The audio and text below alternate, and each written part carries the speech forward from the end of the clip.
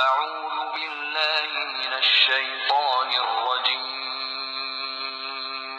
بسم الله الرحمن الرحيم الحمد لله رب العالمين الرحمن الرحيم مالك يوم الدين إياك نعبد وإياك نستعين اهدنا الصراط المستقيم صراط الذين أنعمت عليهم غير المغضوب عليهم ولا الضالين.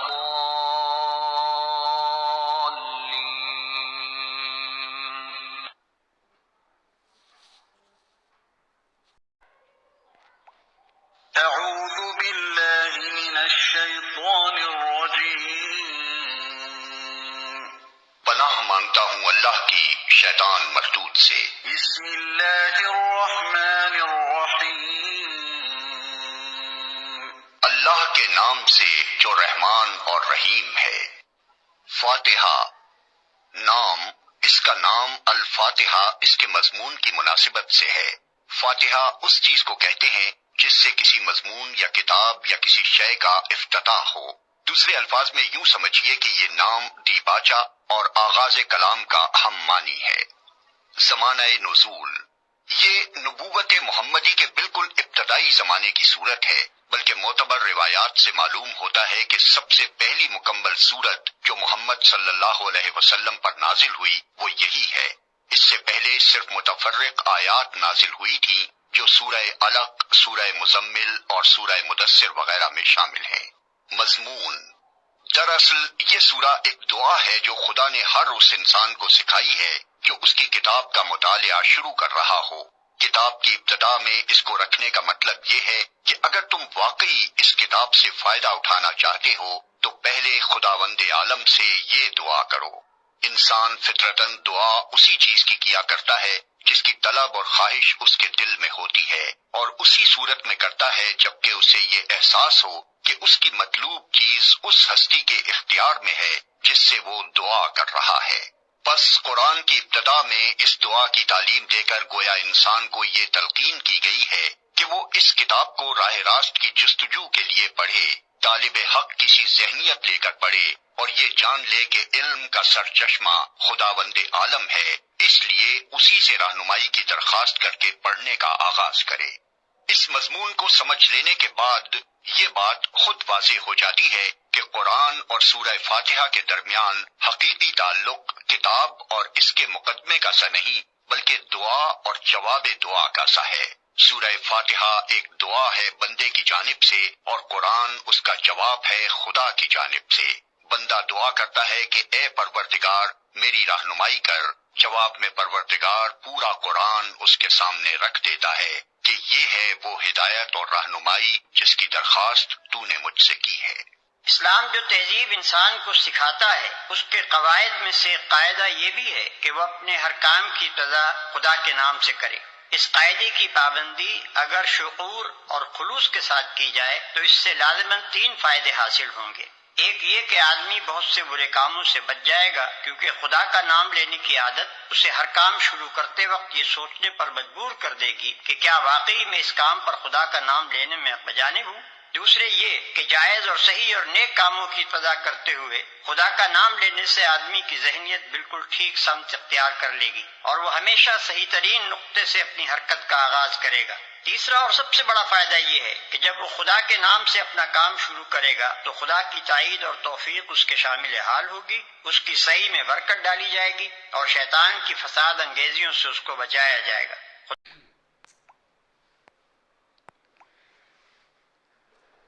سورہ فاتحہ۔ بسم اللہ الرحمن الرحیم۔ شروع کرتی ہوں اللہ تعالیٰ کے نام سے جو بڑا مہربان نہایت رحم والا ہے۔ تعارف۔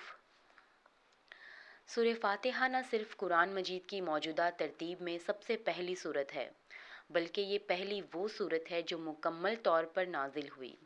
اس سے پہلے کوئی سورت پوری نہیں نازل ہوئی تھی بلکہ بعض سورتوں کی کچھ آیتیں آئی تھیں۔